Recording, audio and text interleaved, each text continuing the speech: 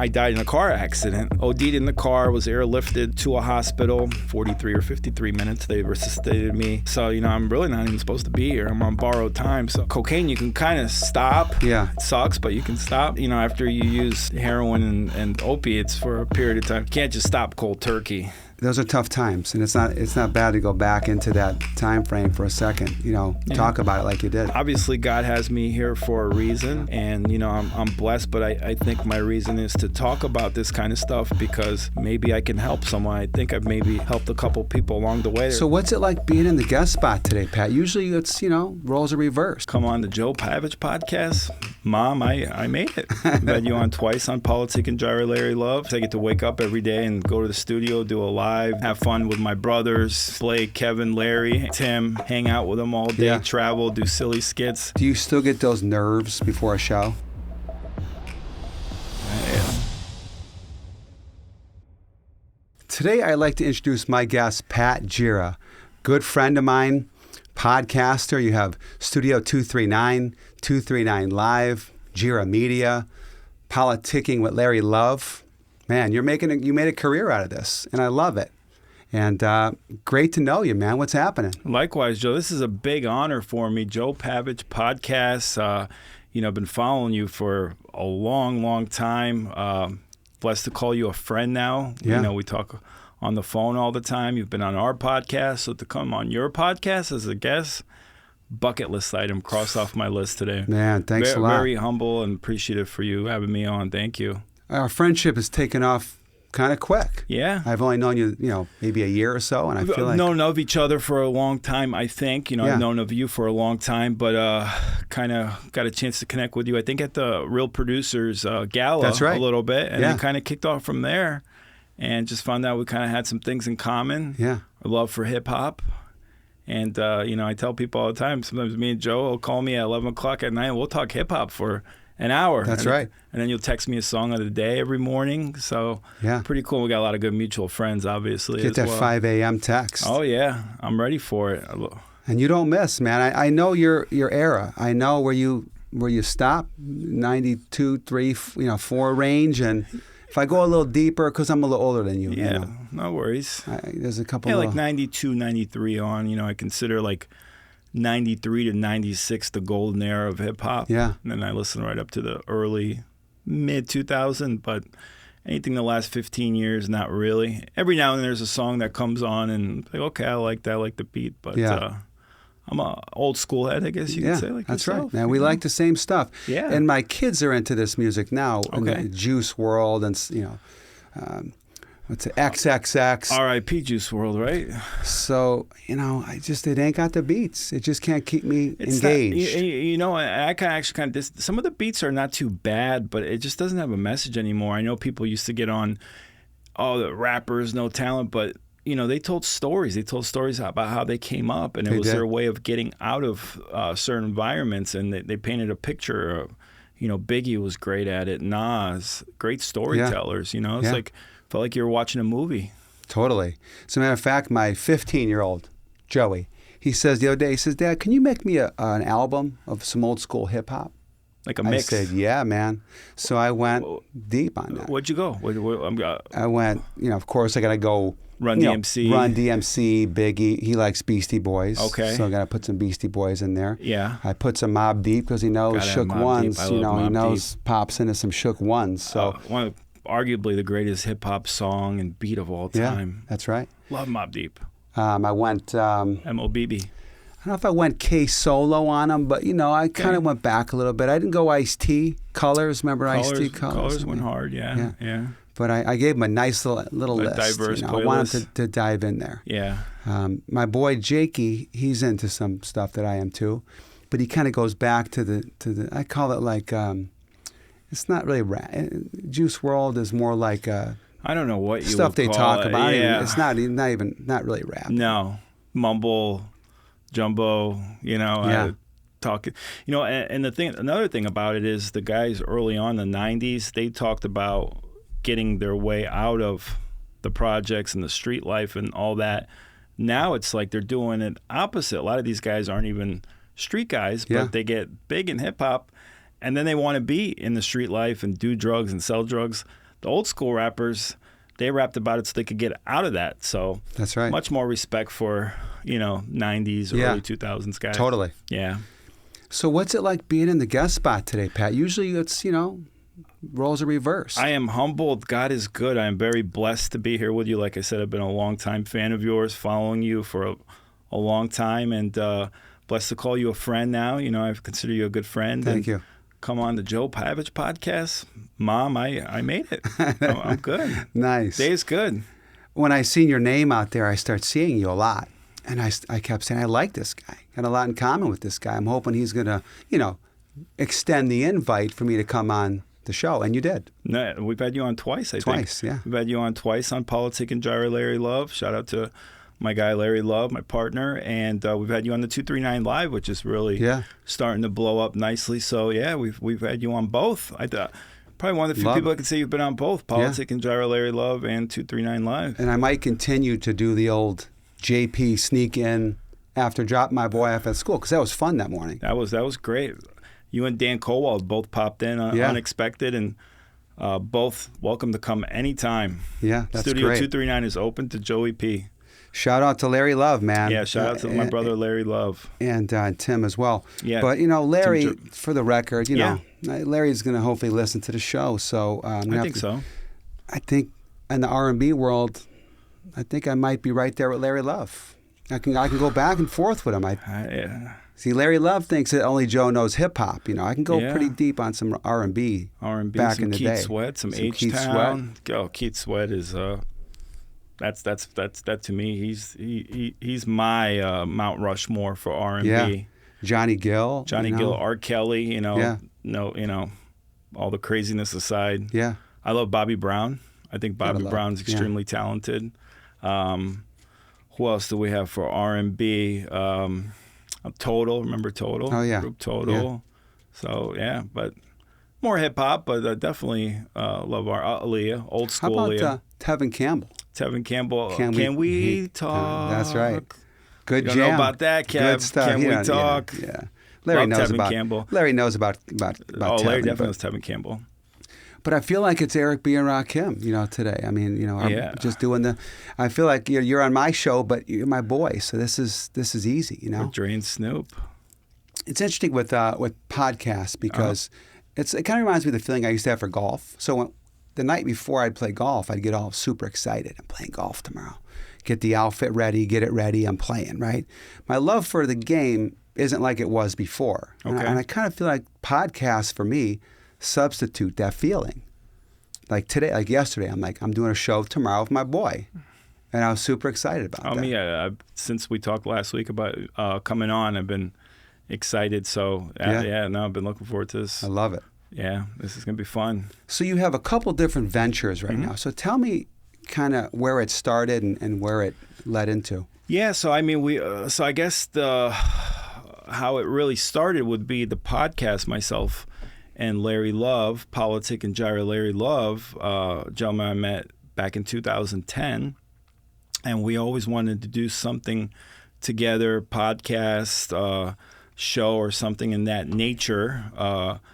We kind of started the Young Republicans, or we were two of the co-founders. Yeah. And, I was involved in politics early on, and then I got married and couldn't really do the politic thing. And Larry was able to not only continue doing it, but making a serious name for himself and, getting a job with Byron Donalds, Congressman Donalds, soon to be Governor Donalds.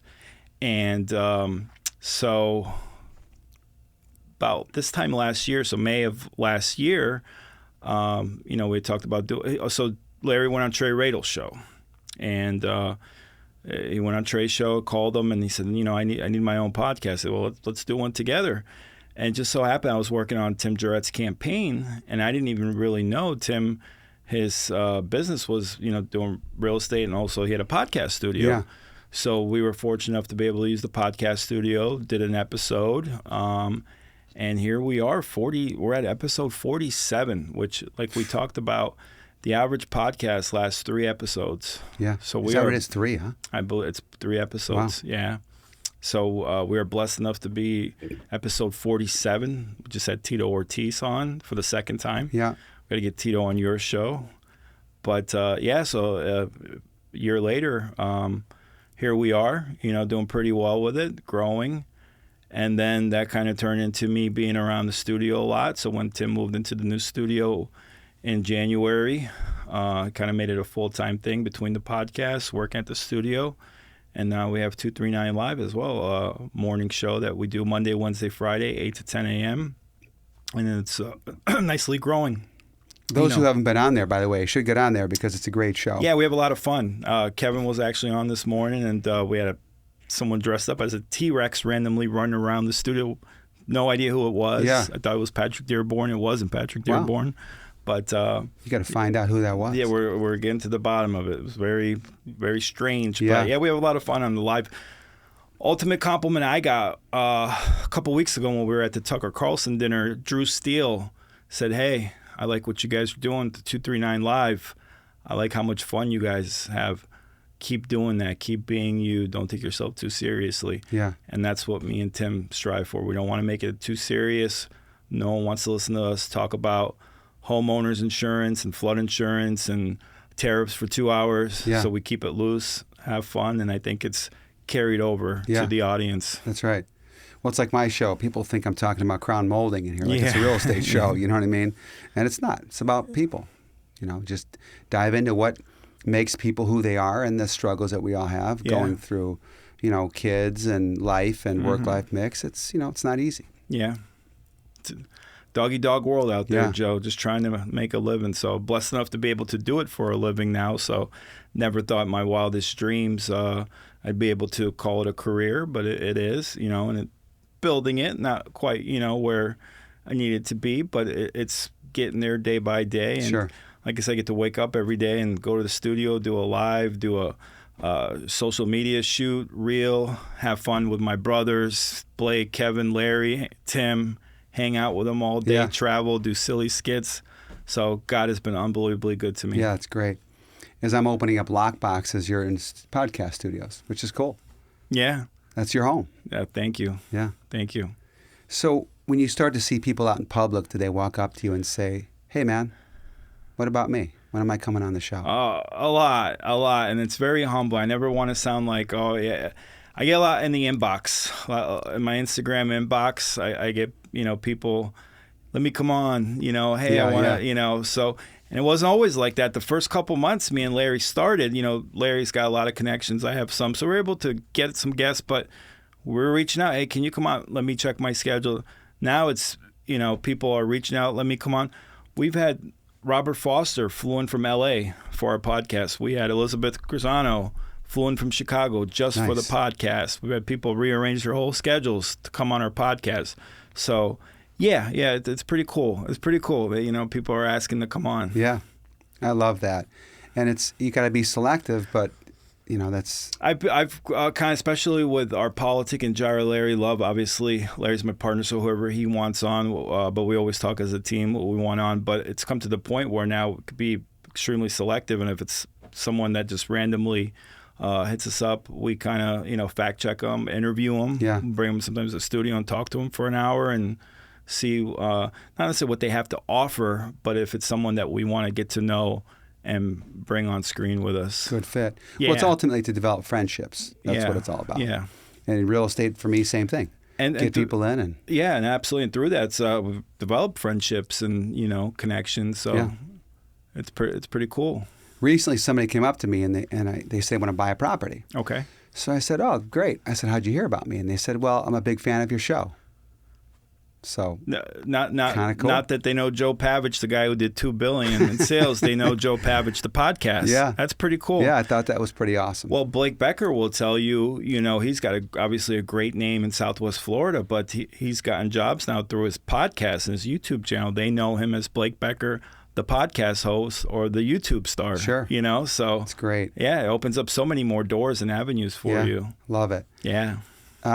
So as far as the show itself.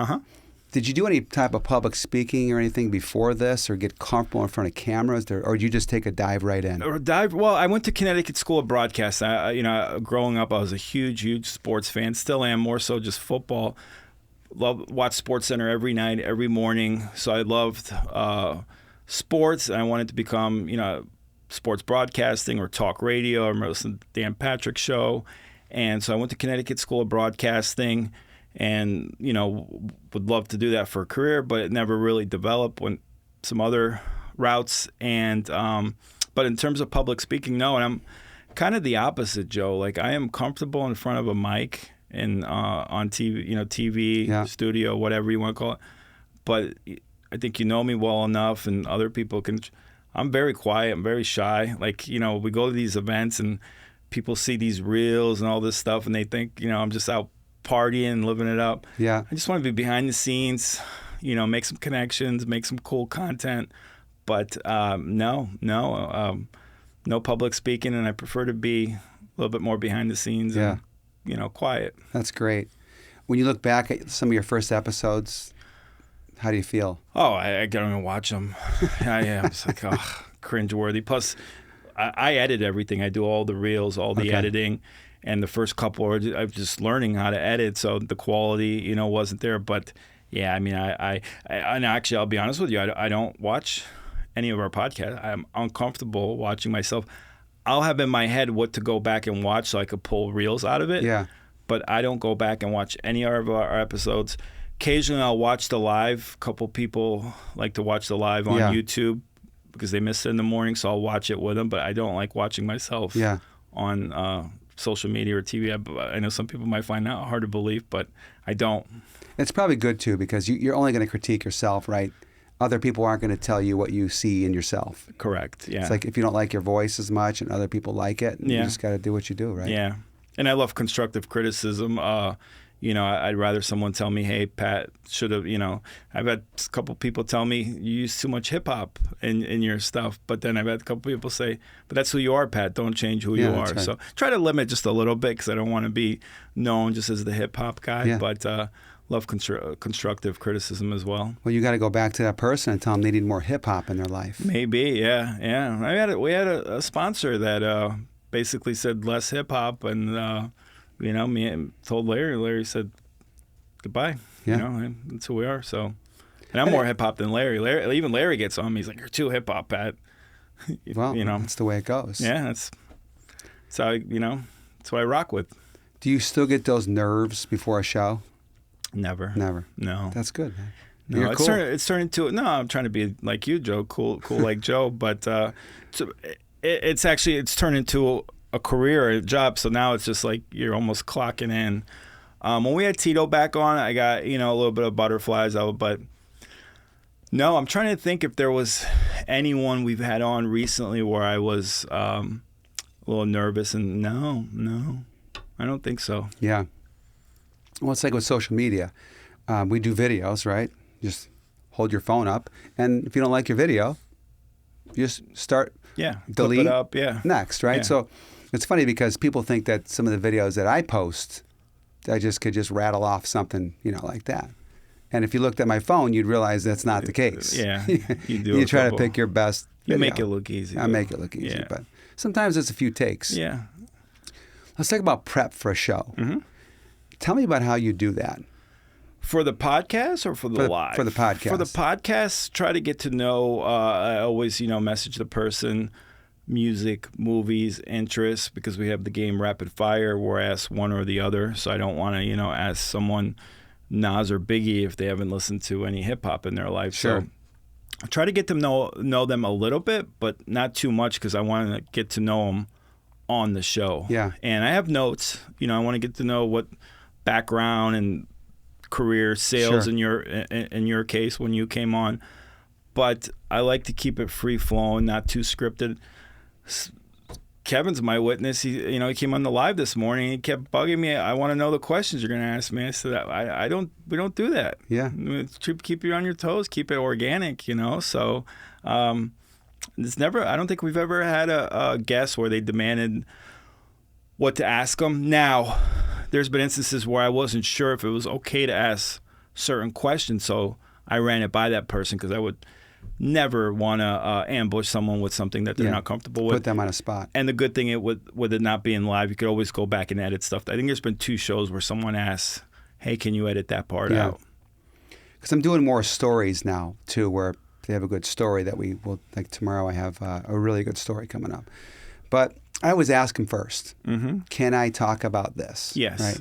Can I talk about that? Yeah. Because you don't want to blindside someone. Never. And I used to meet them for a coffee in my earlier episodes. I think I'm on episode 25 right now. Ooh, this is the big 25, huh? But I have a bunch that are on ice right now. Okay. That we just put out there. Because in my career, I don't know how busy I'm going to get through season. You don't want to be stuck with where you have to do a show and there's no one to You want to have a strong bullpen. Yeah. Go in the bullpen if you need something. That's right. And two, we have the game rapid fire where you ask one or the other. But to me, it's like it's an ultimate list because I'm asking you Tupac or Biggie, Casino or Goodfellas. Those are the mecca of their respected fields, right? So when I ask Joe Pavich or Patrick Dearborn, it's not to put someone on the spot and have to pick one or the other and then. I didn't mean to offend the other person. That's not the intention. Sure. So, I had a guest that came on that and she called and said, did I, felt bad she had to pay. And I said, no, it's to make that list, you're the creme de la creme. And when I think of real estate, I think of yourself and Pat Dearborn. So appreciate that. Absolutely. She answered good though.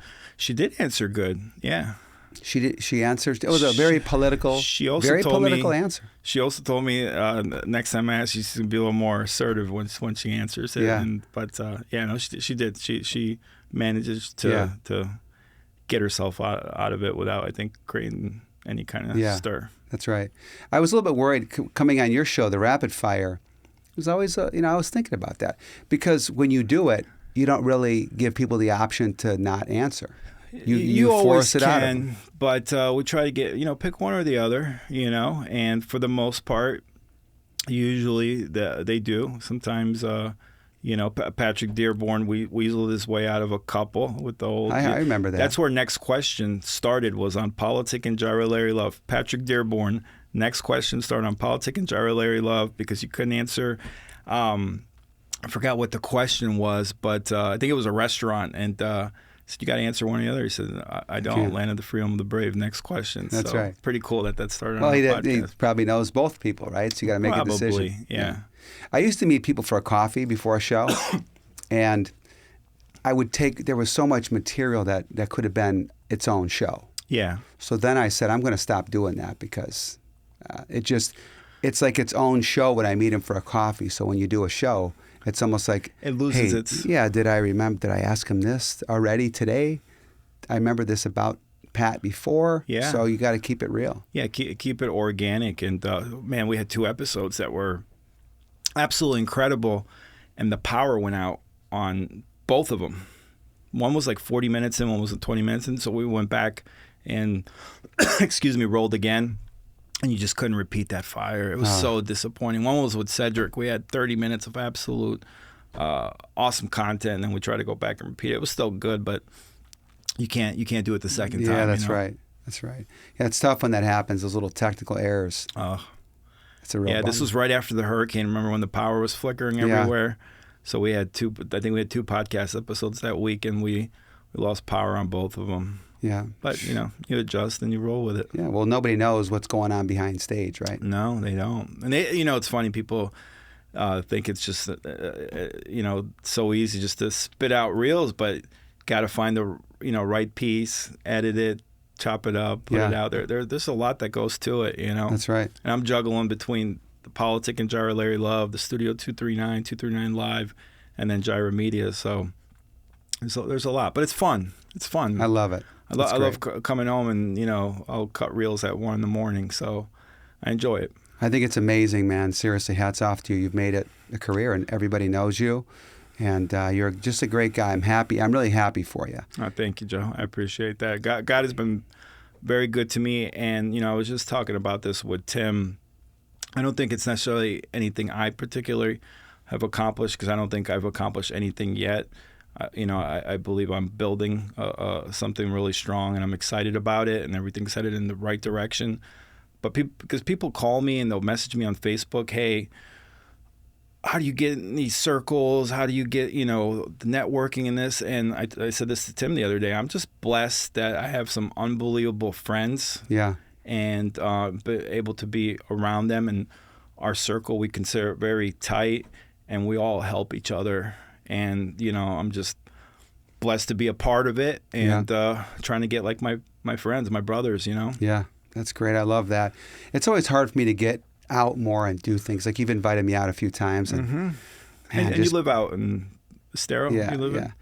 But it's so many things after work that you do, right? I know. It's baseball, it's volleyball, it's horseback riding, kids. So that's always the goal for me, is to become a better friend, you know, and be more involved. But man, it's so hard. I'll take the phone call from you at 11 o'clock at night talking hip-hop than you having to pop up at an event, missing time with your kids. Sure. So all good. As a But father, I'll keep inviting you till you keep doing it, show man. up. Just don't give up on me. No, never. It's like a foursome in golf. You know, if the fourth keeps saying no, then you got to move on to someone else. No, you're always at the top of the list.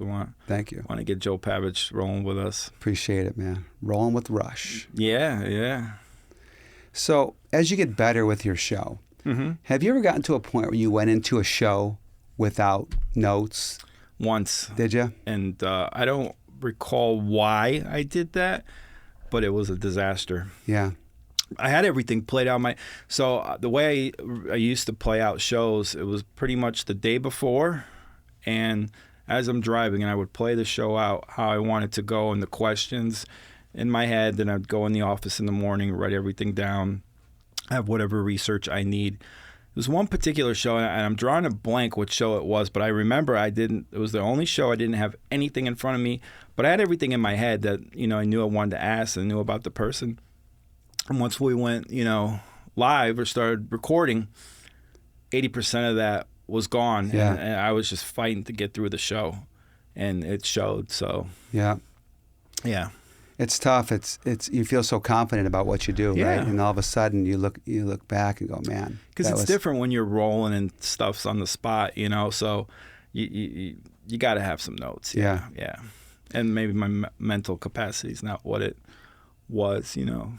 I always think of the old Mike Tyson fight, you know, when Mike Tyson didn't train for Buster Douglas, right? Because he thought, hey, I'm going to beat this guy. Yeah. Didn't train. You know, got out of shape a little bit. Next thing you know, he's getting beat up in the ring.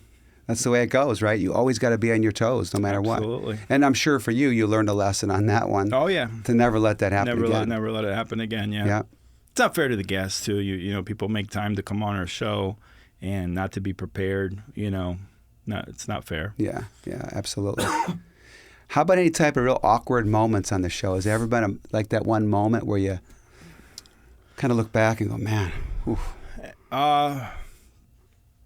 You know, a couple of the rapid fires, maybe where people just were caught a little bit off guard and didn't want to answer something, but nothing really like you know, sticks out where it was just awkward silence or anything. Sometimes when Larry eats, it's a little bit awkward on the show, I guess. Pat called him out on it once, and but we let, you know, it's like, are you a baseball guy?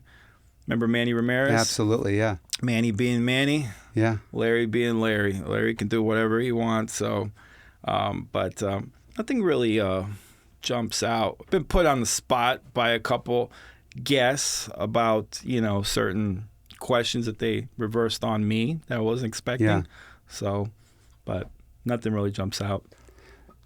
There's one show I think of, and I hate to say this because, hey, who knows? Maybe you could be listening to the show. Mike Tyson. You ever heard Mike Tyson do a show? As he's eating, it's loud. Yeah. It's interesting. But Larry, he doesn't talk he just eats. It's not like he's, you know, sucking down food while he's talking. Yeah. Pat, you said something earlier about, you know, as you're growing the show, right? You feel good about it growing and you want to get to a certain level, but you always kind of feel like you're trying for more, right? You know, you just kind of hope that it's that way forever, because when you want something and you're doing it, you just want to be better and just keep doing it. So a lot of people, they get to the finish line and then they go, okay, I'm done. I think the thing that makes us better is to always strive to just be better. Yeah. Have better shows, get better people. Yeah. And just do what you love to do. And it's hard being in Naples, you know, now 47 episodes in, you know, you're running out of people that, you know, you really want. So that, you know, been lucky enough. Michaela Montgomery flew in from Atlanta for our podcast, so I forgot to mention her. But I'm trying to think a little bit more outside the box and bringing people from all over the U.S. Yeah. You know, we don't want just, you know, any other realtor, because we got a lot of realtors on. And again, to me, there's only a couple really that, you know, we'd really want on, or, you know, in other fields. So I'm trying to get a little more creative with the people. Yeah, that's good. We're bringing out. So we're not, if you notice, we really haven't been shooting that much because we don't want to do a podcast just to do a podcast, just to say we did 48 to 49. We want to make it count, bring in someone that we both want to talk to. Yeah. It's interesting with guests because I remember in the beginning of the show, right, I would message a guest and I would say, I'd love for you to be on the show. And I wouldn't get a response. And I'd be like, man, I wonder why maybe they don't want to be on my show, because it wasn't growing at that point. And then I would message them again with no response. And I would sort of take it personal, like, man, I cannot believe they won't respond. But then as the show starts to grow, you start to get those people, right? Yeah. Now they're reaching out to you and asking. And I've stopped doing that too. I've been guilty in the past, I'm not going to lie, where I've reached out to someone 2 or 3 times now. You know, if someone we talked to once and they said they're going to come on, or and the second time don't, and then had that happen, reached out a couple times, they didn't really respond, and then they wanted to come on, and you weren't too eager to. So yeah, there's one person that I'm waiting to. I got his word that he's coming on, waiting for the right time. But he's probably the only person that kind of, he's still coming on, right? He's like, yeah, right time. So you could probably figure out who it is, but right time, yeah. Yeah, that whenever that time is. But I get it because I know who you're talking about. Yeah. He's got a lot going on right now. Yeah, for sure. But it's kind of cool how that works. It's that evolution of just getting people in, and it's hard to, you know, to get all those guests. And you got to just keep trying to get the people. But like the last show with Tito was awesome. I listened to it. Thank you. That was a good one. And you know, going into that one, I was a little bit worried because we had him on once already. So not that he's not an interesting person. You can ask him so many things. But it's coming on the second time, so it's like, can you kind of recreate that, and what other things can I talk to him about? And I actually think the second episode was better than the first. It was. It was a little deeper. Yeah. And I was very, very happy with how it turned out. And blessed enough, Tito, you know, made an hour-plus drive to come join us, and it's an awesome guy, really good guy. Yeah, he really is. You know, Larry Love's a big dude, right? He's big boy. Big guy, 6'4", 285. But, you know, standing next to Tito, I mean, you know. Yeah. And Tito's got, his hands are like, they're freaking monsters. Yeah, that's right. He is. I've met him. Hopefully get him on here pretty soon. Yeah, well, I'm sure he will. Oh, well, we'll get him on. So where do you take this from here? What's your goals with your show and your different ventures? Yeah, absolutely want to keep, you know, I have some social media clients like Francesca Skirbo and a few others, do stuff for Blake Becker. So keep developing clients for the social media aspect of it. With the 239 Live, we're getting new sponsors all the time. And then with Politic and Jira, Larry Love, we got a lot of sponsors as well. We got some unbelievable sponsors. So just keep developing that, and hopefully ultimately, you know, monetize it on YouTube as well. Yeah, that's great. Well, we kind of grade ourselves on social media, don't we? Yeah. Put a video out there, it doesn't do that great. I know. It's funny. Some you think are really great, and then they don't do that great, and some you think, and then people gravitate toward it. And it's a lot of it's just the algorithm, which, you know. So crazy. Yeah. I honestly can't figure out, you know, no matter how explained to me, and I know a couple people who took classes on it, and I don't know, it's pretty crazy. It's a lot to learn. It's always changing. It's like it's a full-time career itself. It's funny. I had a short I put up, and it got like 300 views in like 5 minutes, and went to 500, and it was at 700. Within like 22 minutes, it was at like 1,201 views. 3 days later, it's at 1,211. It's like, so in 30 minutes or an hour, I got 1,200 views, and then 2 days later, I only got 10 more views. Yeah. Somewhere it got blocked. Somewhere, it's you know, the algorithm blocked what happened. The video. Yeah. They said he grew too quick. We're going to shut him down. It's weird. Yeah. But my goal is always to grow with somebody on the show. Like, for example, if I collab with, like I did Red Green Show. Did you ever see the episode Red Green Show? With Steve Smith. He's a celebrity in Canada. Okay. And I got like 360,000 views on a reel which is more than all of his reels, but we collab together on it. Yeah. And that's the key, too. It's like if they don't collab with you, which happens a lot. Do you take it personally when someone doesn't collaborate with you? Kind of. I do, too. I don't want to, but Of course. I do. Like, why aren't you collaborating with me? What, you know? And I heard somebody recently say to me, well, I don't want to cloud up my social media with the reels. I'm like, hey, this is like a playbook for whoever's going to be on the show. I'm pulling the best 5 reels out of the show to help them. Right. It's not about me. Well, sort of about me. Yeah, but it's a little bit about us. Always, but but it's about them too. Of course. And I'm like, you guys don't post anything, so what's this going to cloud up? People would love to hear about. And here's the thing: they can collaborate and they can remove themselves 3-4 days later, so it doesn't clog up or whatever their social media, their reels. But that being said, too, I've had people collaborate with me. And then like a week or two later, they uncollaborated. I'm like, did I do something wrong? Yeah, what happened? Did I get mad or something? Yeah, what did I do? Tell me about some of the struggles as a podcaster. Guess living in Naples, Florida. Not that there's certainly a ton of interesting and successful people, but what's happened in the podcast field in Southwest Florida, it's becoming very recycled. And this is not really a dig or to disrespect anyone, because I know it's hard. But I notice, a lot of people will come on our show and then they're on another show, then they're on another show. And, again, these people deserve to go on these podcasts. And then I know a lot of these podcast hosts and studios, they're running out of people to interview. But it can get a little frustrating. And there's been a couple times or more than a couple times where people have come on our show. A couple of days later, another place is reaching out to them to come on there. So it's like you're just kind of watering down the podcast in Southwest Florida. Yeah. So that's been a kind of a challenging aspect. And then we're kind of Politics Jira kind of slowly grew. It really was taking off. We're kind of at a standstill right now. So we're trying to figure out a way to take it to the next level.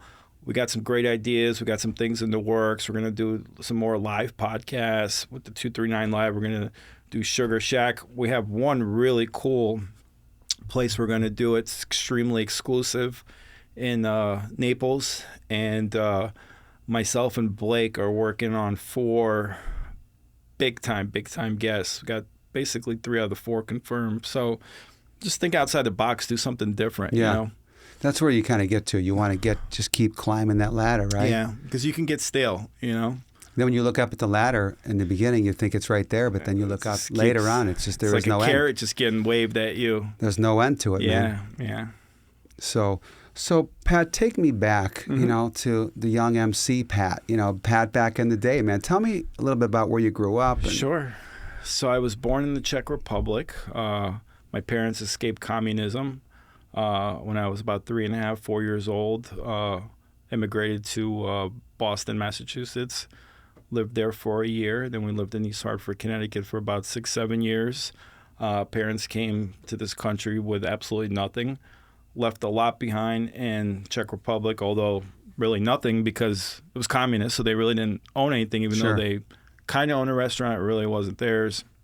So they escaped for a better life for me and my brother, but they get here because they just kind of stick you anywhere. My parents don't know where they're going, and basically lived in kind of like more rural area in Boston and in East Hartford. Which, looking back at it, some of the best years of my life. I grew up in a predominantly black neighborhood, and it's funny. I didn't have any racism towards me. It was just one of the kids, and just looking back at just a fun time in my life, So we lived in Hartford, Connecticut till about 92, 93, and then came to Naples, went middle school in Naples, high school, Lely High School, Trojans.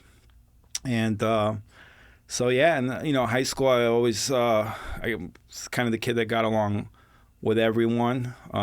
Didn't matter, I had black friends, Haitian friends, Spanish, white, nothing but, good memories in middle school, high school. I was just actually thinking about coming on the show, and one of my favorite things in high school days was, remember, after class gets out, you go through the halls and, you see your boys and everyone says what's up to you. So good times, and I had started covering high school basketball, college basketball recruiting.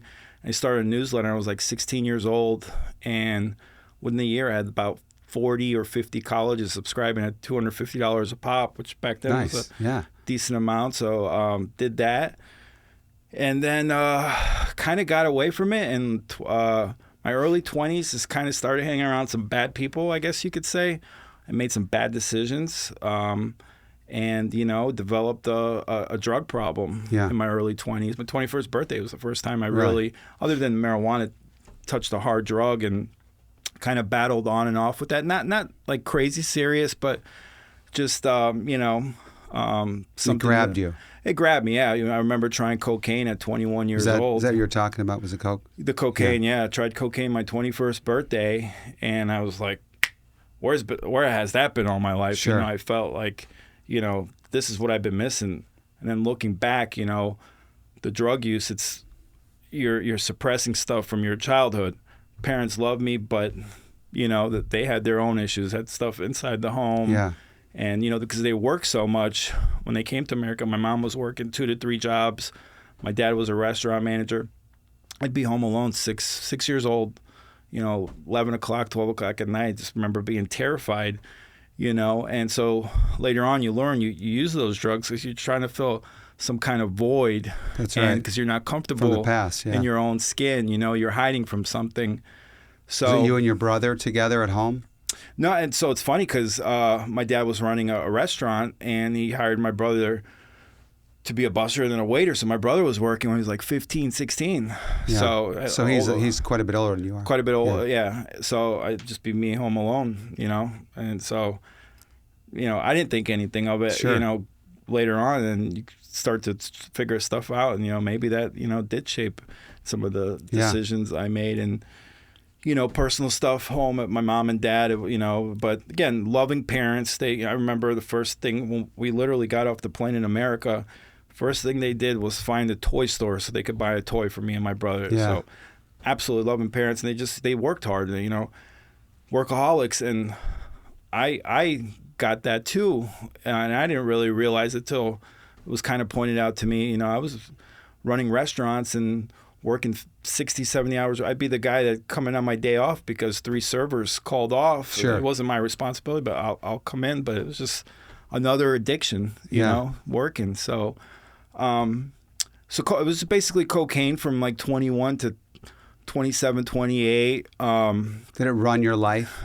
For a couple of years, for like 3 years, I really did a lot of bad things and my choices, hung out with some bad people. But kind of slowly but surely kind of managed to clean up, met my would-be wife, and I was clean for about 5-6 years. So, and would drink, but, never had a drinking problem. And then my wife had really bad postpartum depression. She basically didn't leave the house for a couple of years, didn't work, and then... I'm passive aggressive, so I really didn't deal with it. So I chose to work even more. Even picked up a second job on top of working 60 hours as a restaurant manager, and developed another problem, which was opioids, which then later turned into heroin. And I don't know if you know anything about that, but cocaine you can kind of stop. Yeah, it sucks, but you can stop. You can't just after you use heroin and opiates for a period of time. You can't just stop cold turkey. The withdrawals are absolutely. So you just get in a cycle where you're doing it just to get by each and every day. I know. I know enough about it. Never myself. I've never done it, but I know that your mind wants you to stop doing it. Of course. But your body needs it. Your body, especially if you're working, it's just that you're developing on it to function each and every day. I mean, I can't tell you the amount of times, I'm around my daughter and I just look at her and I'm just bawling and crying. And she's like, why are you crying, Dad? Because I can't stop. I can't. You wanted to so bad. Yeah. I mean. So how old is she now? She is 11. What's your daughter's name? 11 going on 18. Elise, but we call her Ellie. Okay. Yeah, that's got to be hard, looking back, but you got to look at today. Absolutely. You're a good dad today, man. I do my best. And you were still a good dad. So tell me, how old was she when you were still, using? So she was born in 2014. I wasn't using when she was born. And so it probably was when she turned 2.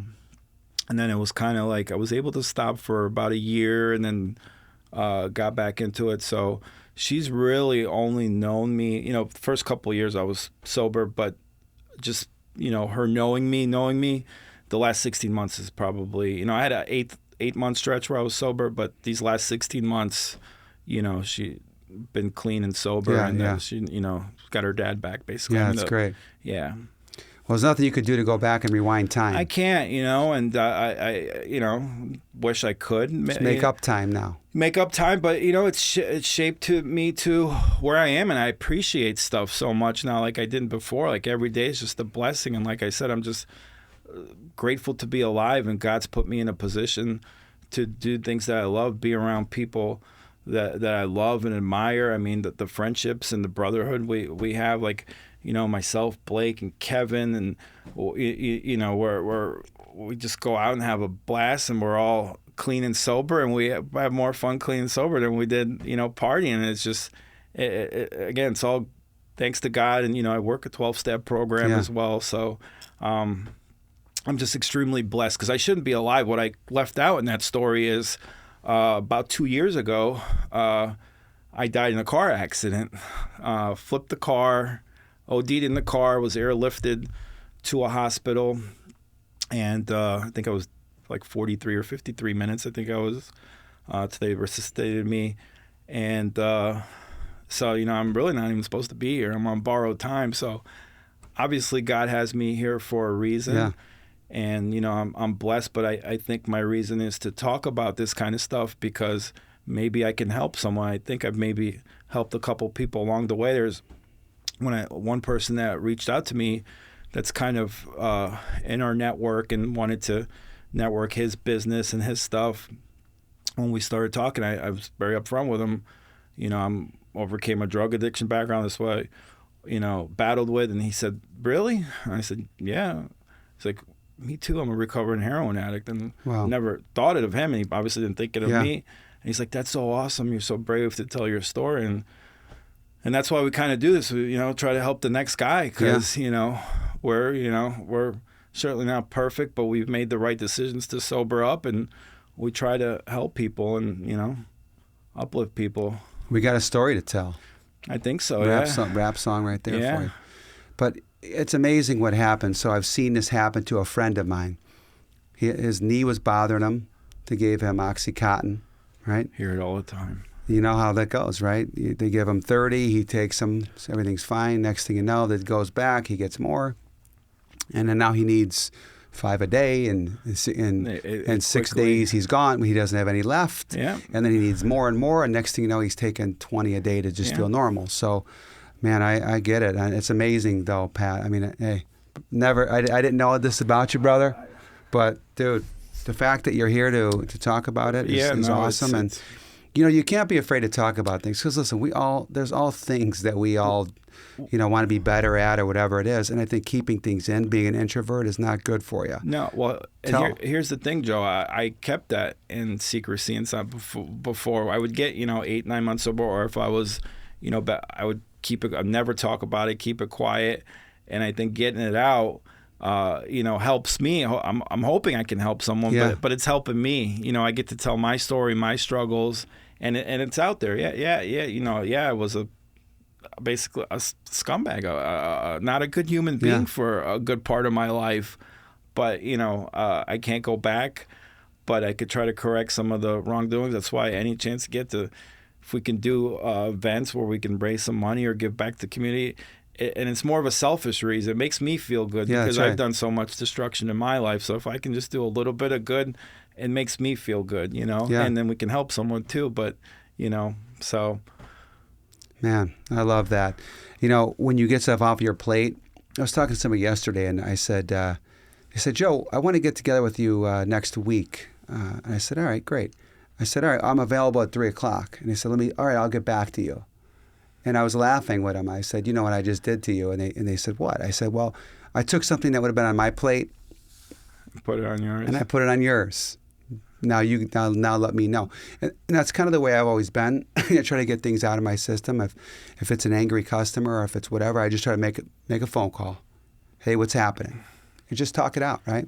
And one of the things, and I remember, I have to keep quoting them, but Blake, I remember, Blake's very close to Blake, and about 6 or 7 months in my sobriety, it was a night we were at a meeting, and I'm joking around with people, and he's like, Pat, I never really saw this side of you, your joking and sense of humor, and it's come out of me, especially as time grows. And that's why when you see me on the show, especially the 239 Live in politics, I don't take myself serious. Sometimes I say stupid stuff. I'm like, maybe I shouldn't have said that, but I just have a good time, and I don't hold back, and life is good, so it's don't take myself serious. And it's great to watch, man. It really is. Thank you, really, Joe. really enjoy that. So as far as like getting over everything, right? How are you able? I know you said this 12-step process, but how are you able to just shut it down? Well, God. I know, at first time I always believed in God, but for the longest time it was, God, why do you hate me so much? Why do you make me suffer? I'd blame God, and for the long, for a good period, I was trying to kill myself. I would use insane amount of drugs, hoping I would overdose and just die. And for some reason, I didn't. Never used needles. Luckily, I think that saved me because I'm terrified of needles. So I was never an IV user, but the amount of drugs I put in my body, especially from like 2021 to 2023, is just absolutely insane. But, it was just always poor me. And once I got clean this past time and I have the sobriety, I just really bought into 12-step program, praying, grateful for what I have, not for what I don't have. Yeah. And just had enough too. Like there's a point where it's just like, you just had enough. Look at all the wreckage of a broken marriage, divorce, money, relationships. My daughter, I'm the biggest 49er fan you'll ever meet, Joe. Okay? I don't miss games. I was a manager at Miller's Ale House, and for Super Bowl, everyone works. It's the busiest day of the year. And I was lucky enough where I kind of established myself as a top-tier manager, and I said, hey, guys, before I make the Super Bowl, I'm not working. I'll come in till 3, but, you can fire me. I'm not working. And I don't miss days of work. Even when I was at my worst, I don't miss days of work. So before I make the Super Bowl, and they said, Pat, you take the day off. Take the next day off, too. Go spend time. I was working on the other coast. Go back and watch the game, spend time with your daughter. It just so happened that year, my daughter all of a sudden became a football fan. Some of that was Taylor Swift, but she became a 49er fan like her dad, 49er jersey, da-da-da. So, unfortunately, in that period of time, that week, it was like a 4-day relapse, and it was just a terrible point where I couldn't even function to go to work, which, again, that never used to happen. So, anyway, long story short, I checked in. My friend checked me into a detox Saturday night, Super Bowl Sunday. From what I heard from my parents, my daughter just stared on the balcony, waiting for me to come because they said, Dad's not coming today. He's sick. Yeah. She said, Daddy never misses a 4-hour game. He's gonna come. Yeah. And she just sat there for hours and hours. And then when I didn't come, she told her cousin, I think my dad's dead because he wouldn't miss a 49er game, let alone a Super Bowl. Yeah. So just that kind of stuff you throw away because of drug use is just disgusting. But again, it's something that part of my life, and I don't hide from it. It's okay to go back and look at those times because they're tough times for sure. There's always those, no matter what it is, right? It's like we always have that parent guilt. I'm sure you do more than I do because there was a period there where you were going through a hard time, but those are tough times, and it's not bad to go back into that time frame for a second. Talk about it like you did. It reminds you of where you don't want to be. That story right there. My grandfather, my mom's father, Oompa, great guy. He was a big baseball fan. We're a big baseball family. We go to a lot of Cubs games, White Sox. I go to White Sox games with him and his little group of people from church, and I go to the Cubs games with my friends. So my grandfather could tell you that he'd write down the hits. He had a scorecard in every game, him and my grandmother. And they would take notes on the game. And then I would ask him, hey, Oompa, how's Harold Baines doing this year? I'm going way back. Harold Baines, Oakland A, Baltimore Oriole. How's Greg Luzinski doing, right? Yeah.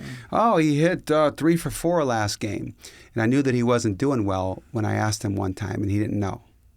He said, Joe, I don't know. I haven't been watching it lately. And I knew that was a moment when he was... and that's how my close friends knew. Like, if I wasn't... Something's wrong. Something's wrong. Something's real wrong. They know when you're off. Yeah. And there's no one I really can say anything because, my closest friends, and if you can't stop for your daughter, you can't stop for anyone. And it's one of those things that until you hit your rock bottom and just had enough, and hopefully it's before it's too late, then that's the only person that could change it. Yeah.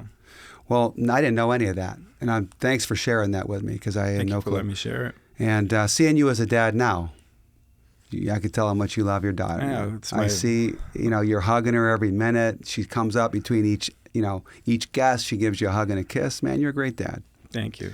She's good to see that. She's 11 going on 18. And, and it's, she still wants to be around me so much. And sometimes you just want a little break, you long day at work. But I have to check myself. Like, this is going to go away in a couple of years. So enjoy every minute, because a couple of years from now, it's funny. We went for a walk last week and we're holding hands. And she said, Daddy, remember last year you said this time next year I'm not going to want to hold your hand. See, I still want to hold your hand. I said, well, this time next year, you're probably not going to want to hold my hand, Well, now she's getting off school pretty soon, right, for the summer. She is, yeah. So she's got a busy summer. I got an idea for you, man. Shoot. Get her on the show. Oh, she'd love that. Get her on the show. That'd be fun. People see the other side of you. Your voice will probably change a little bit because you're going to, the daughter, daddy voice. She thinks my podcast is so silly. She thinks I'm the... worst. Like, she's my toughest critic. She's like, yeah. Now she told me, Dad, I was showing my friends at school your podcast, and I showed them this, and so I'm glad she at least feels confident, or she could brag about me a little bit to her friends, but around me, Daddy, that reel was stupid. You used too many effects. I could do a better reel. Why do you talk about that? So she is my absolute biggest critic. That's great. Well, I'll tell you, if you get her friends seeing her on your show, imagine how they're going to, what they're going to say to her. That'd be pretty cool. Yeah, seen her on she actually popped on. We did a podcast at the mini bar for the Kentucky Derby. Oh, nice. She ran on and jumped on. She did pretty good. Yeah, she's like me. She's actually the opposite of me. She's very talkative and personable, but you get her in front of the mic or around events, and she's very shy. I'm the opposite. Like, outside of the studio, I'm more quiet. But but we'll see. She definitely has a personality. Does your ex-wife, does she still live in town? Yep, she lives in Naples. She's so from do you Michigan. guys share time with her? Okay. Yep. Okay, that's all good. We're good. Yeah, blessed enough to have a good friendship and relationship with my ex-wife, and we communicate. And I see other people are divorced, an absolute disaster. And watching them communicate is just And so it wasn't always like that, Our divorce dragged on for a couple of years, and it wasn't pretty. But we're in a good space. Good. And the ultimate compliment, actually, I got from her. She's another person. She always hated, me doing social media stuff and political stuff. She thinks the podcast's stupid. But she watched the clip. I don't know if you saw. We did a thing at T Clinics. Myself, Kevin, I saw that, and Blake, the Pat Dearborn special. And she watched and she texted me, said, that was hilarious. I went back and watched it. And That's great. Like, really? You just compliment something? Major compliment coming from you. I was like, wow. Must have been a pretty good clip, but that was pretty cool. That's how you have to grade it, right? It's like people tell you. That's all you need to hear. And I know Larry, too, because Larry's freaking tough on me, and every now and then, but Pat, that reel was fire. That was good. Yeah. Like, all right. That must be and it good. probably didn't get as many views as you thought it should have, I'm sure. Yeah. That particular one did, but yeah.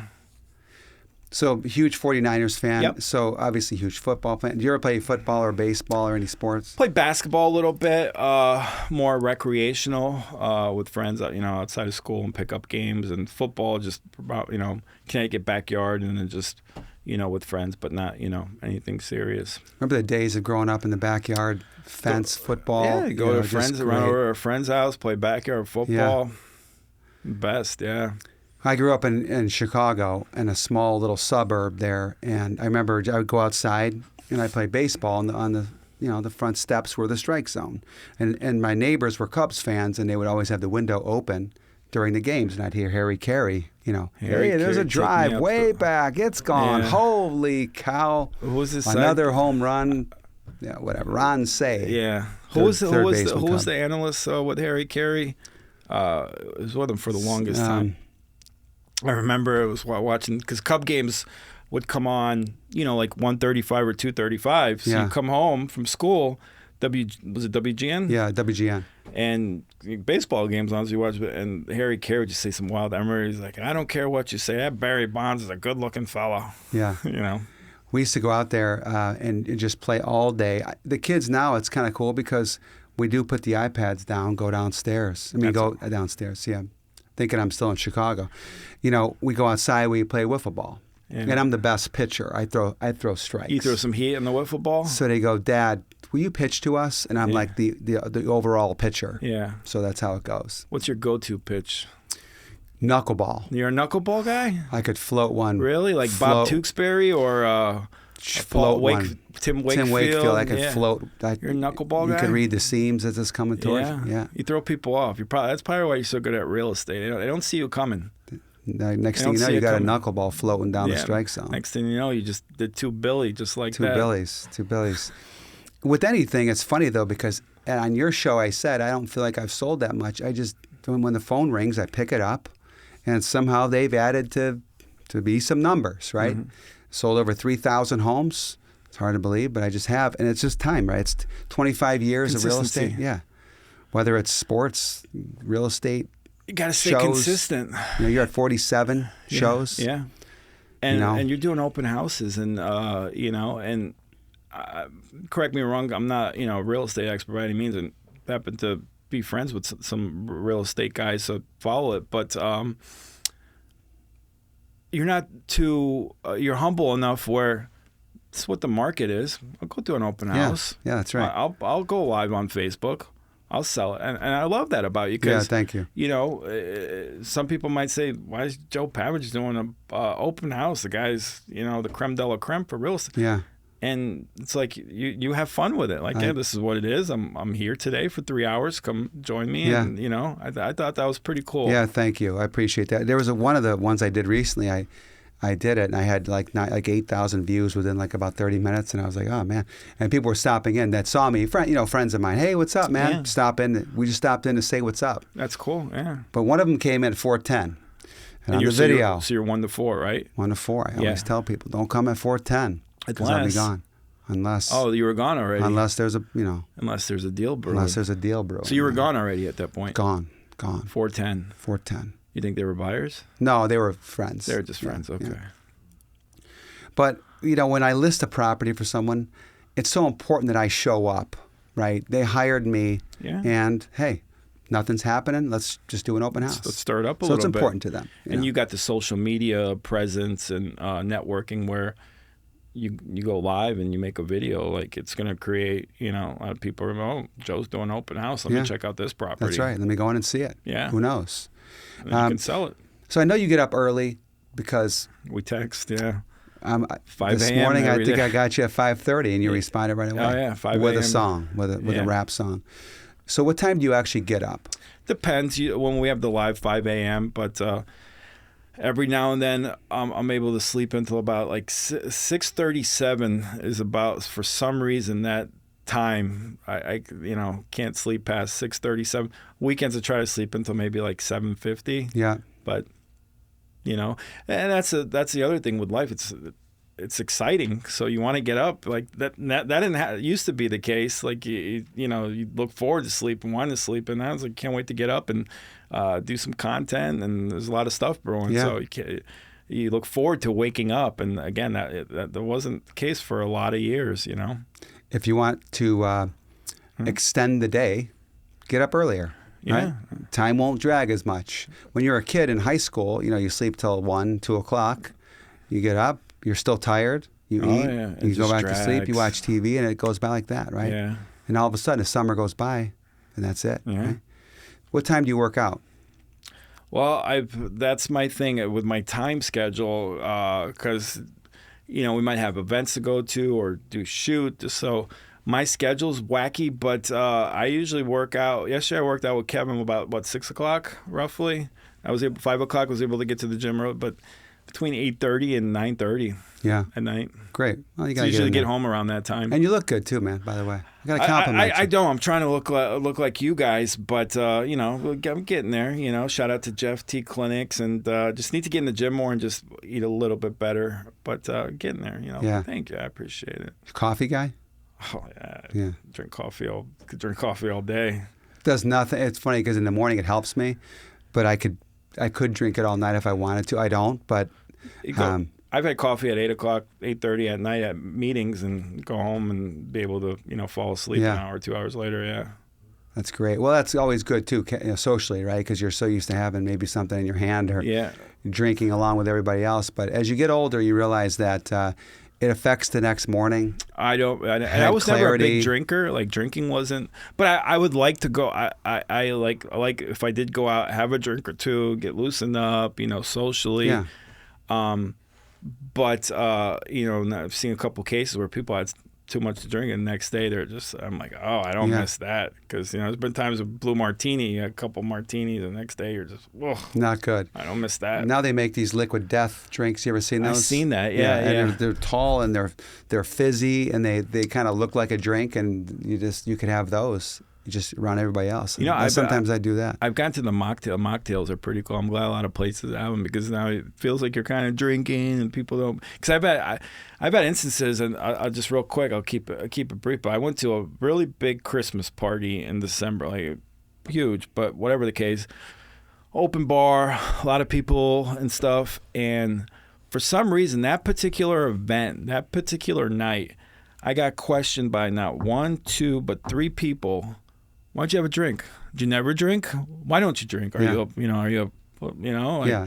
choose. And you're not going into your store. You're not going to go into your store. And it's like, what? You never drank? What kind of, like if you only had any idea what I put in my body for 20 plus years, but so it's just sometimes just have a, mocktail, looks like I'm drinking, but not a big deal, but just for some reason, that particular party, I just got like hammered with questions about why I'm not drinking. It was an open bar, and but I remember the particular person whose Christmas party was found out about it, and she was that those people did that. But but they didn't know, and that's what I was trying to explain. They don't know, they can't get mad at that. Yeah, so if you don't know, it's like it's harmless. Yeah. And one person felt really bad and found out the next day, it was recovery, and like, it's okay, it's fine. Yeah. How about at night? Can you turn off the switch? It's hard. I try to get to bed before 12 now. Usually it's like 12:30. I try to, but it's hard. Because from like 10 to 12 is my quiet time. So that's when I'm able to concentrate on stuff. And then you get going and you start editing. And next thing it's 1 in the morning. And, you got only 4 or 5 hours to sleep. So you're on that computer screen. It's definitely, it just keeps you there. I remember when I was with my wife. This was my first 5 years of being with my wife before we had kids, and we were big gamers. I still am a gamer. Are you really? Yeah. So we were into World of Warcraft. You ever heard of World of Warcraft? You got him excited. You got Kev excited. So World of Warcraft was cool, and I remember as soon as I would be laying down with my wife, I would look over to see if she was sleeping or not, because her brother and I were big into it. So I knew that I wouldn't get in trouble playing with her brother, because that's her brother, right? Whatever he does is cool, and then I'm pretty cool too, right? So, and I'd look over, and as soon as I see them eyes pause for about 5 seconds, I would sneak out of bed, headsets, and I'd get on there for hours and hours. Because you get lost on that computer screen, for sure. Yeah, no. You were doing something work-wise, right? Getting on there editing, but I could eat a night up like it's no one's business. But you can get just stuck on social media and just you scroll, and then you're looking at, so-and-so, and then this and that, and I just waste an hour and a half, and what am I watching or doing on it? So, time management's probably my biggest hurdle right now, just managing my time, because I got a lot of different open projects and stuff, but getting them finished and just managing that time more wisely, That's right. So this whole Stunt Jira thing, I've seen this on your, which I thought was pretty cool, because sports, music, and all that you do, and I thought it's pretty cool. I don't think I could stump you in the sports world. Not in football. But I'm going to try to stump you with some music. All right? Hip-hop? I'm going to go 1 out of 3. Okay. I'm going to go 1 hip-hop song and 2 different songs. Okay. Okay? I'm not going to go too deep on you, but let's see. Let's see what we got. Okay? The first one is this one here. Oh, it's going to be like Name That Tune? Man, you're putting me on the spot here. This is harder. This is going a little harder. It's like Name That Tune. Are we going like 90s or 80s? We're going mid 90s. Mid 90s. So this is a hard rock song. Yeah. I'm an 80s rock guy, but I'm a 90s guy. And I'll give you one pass. Okay. I'll give you one mulligan. Let me see if we like kick in. Kev knows this song. I'm not a. Is it Korn? Nope. Yeah, you got me on that one. Okay. Good. I stumped Jira. Is it Slipknot? But it's Disturbed. Disturbed. Hated that band. But when I went deep, I went kind of deep. Okay. All right, so let me give you another one. You ready for this? Some hip hop, Joe. You know I'm a hip hop guy. All right. Next one. Here we go. You ready? Yep.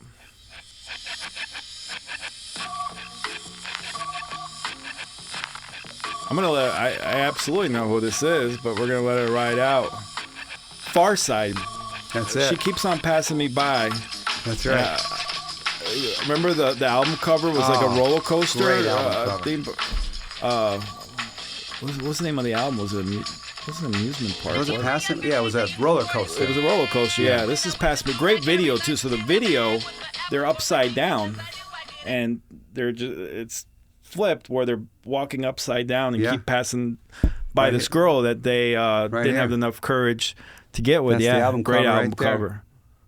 The Far Side, Kev. Passing me by, man. Passing me by right there. Keep bringing some hip hop. I got for days. All right, I got it. You Not ready? gonna stump Jira on hip hop. All right, let's go. So let's go. Well, you'll know this one here. All right. Go into your bullpen. See if you ready? can. Okay, hold on. You know how to use that thing, Joe? Yeah.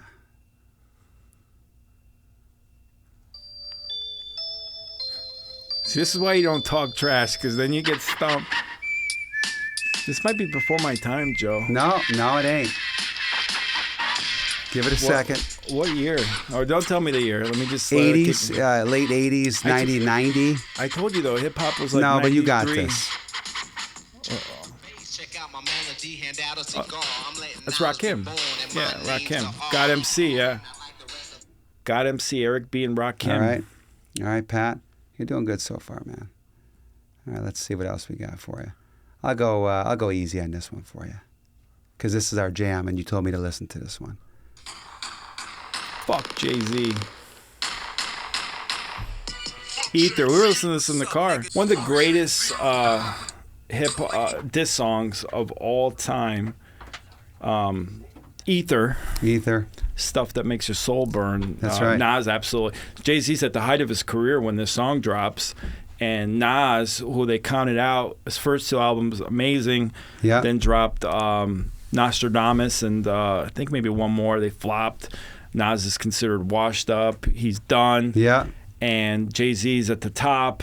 I think Blueprint just dropped. Jay-Z's the hottest, biggest hip-hop guy in the game.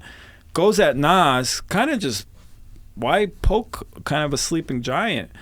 And Nas comes back and drops this song called Ether, which is just about 3 minutes and 52 seconds of just straight ether. Yeah.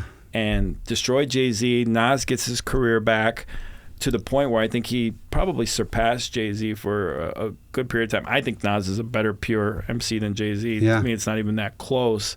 And Nas his days has a great career. Still touring, still putting out albums. One of the best. One of the best. I think he's the greatest rapper alive. I got one more for you. Yep. Flavor in your ear, Craig Mack. One of the best beats ever. One of the best beats ever. The remix is phenomenal. It's even better. Biggie, LL Cool J, Busta Rhymes. Even better. Don't be mad. UPS is hiring. Biggie just killed it with that line. So it's funny. So Puffy gets enough money to start Bad Boy Records, And the two artists he has are Craig Mack and Biggie. So he named it Big Mac. And so when they did the launch party, he had like two Big Mac boxes. Wow. One said Big, the other said Mac, and that's how Bad Boys launch party started. Nice. I didn't know that. Yeah. See? Hip-hop. You know more about the history of rap than I do. I like to, if I'm passionate or like something, I like to get to know the ins and outs. You know about that. All right. Couple quick questions. We'll call this yours is called the rapid fire. So I'm never going to bite on that. I think it's a great idea. So, and real quick, I kind of took that from Drink Champs. They do one or the other. You got to take a drink.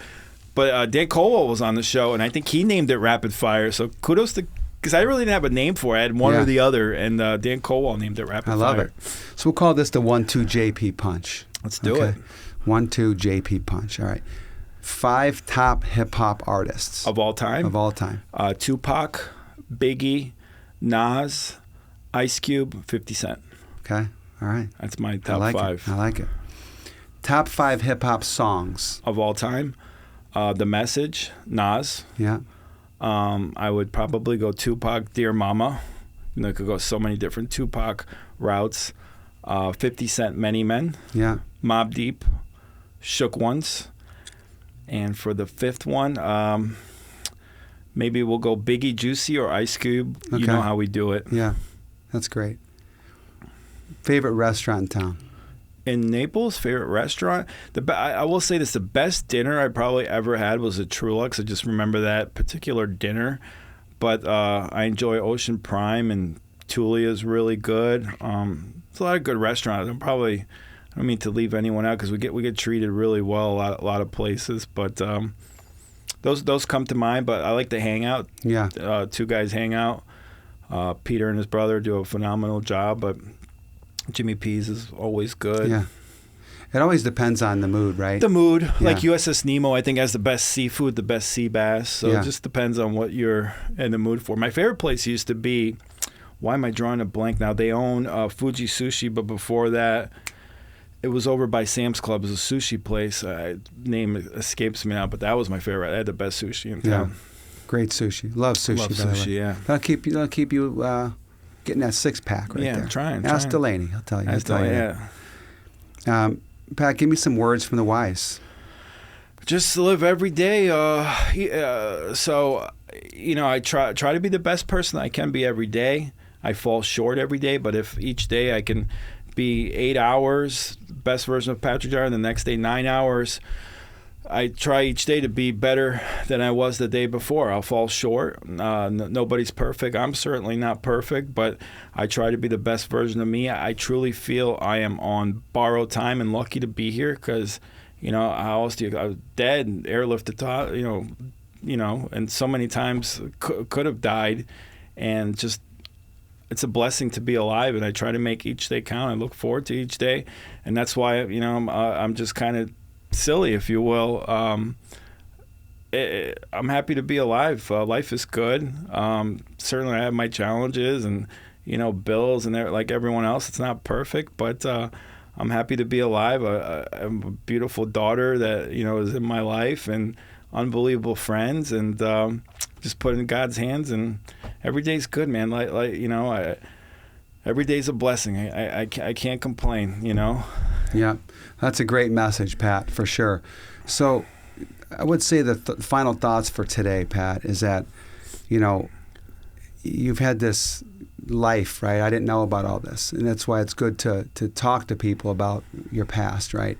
I think the only way to get over your past is by talking about it, not holding it in forever. Here it is. I meet you. We fast forward our relationship. We've been knowing each other for a year, and I feel like we know each other for 10 years. Yeah. And you're just that kind of guy. But life is all about being able to laugh at yourself, to to admit when you're wrong, to look at the mistakes you've made in the past, the old chapters in the book, to create a new book, right, of the new Pat. And that's what it's all about. I think sometimes in life now people get so down on themselves and they look at what everybody else is doing, but not realizing that people struggle with things. People that watch your show have no idea what you experience. But now nobody is judging you. They're looking at you as this sort of a Superman, right? You've made it through these things. You're an awesome dad, an awesome friend. And that's what it's all about, man. You know, when you're younger, you look at success and you think it's money, right? When you're 15, 16, you want to have that. And then you get a little bit of that, and you realize, that's good. And you get a little bit more, and it creates more money, more problems, right? Like the Junior Mafia song, right? Yeah. But then you realize the meaning of it is just, it's about, memories for your kid. That's it. That's it. And that's a great point, Joe, because that's what I try to tell myself.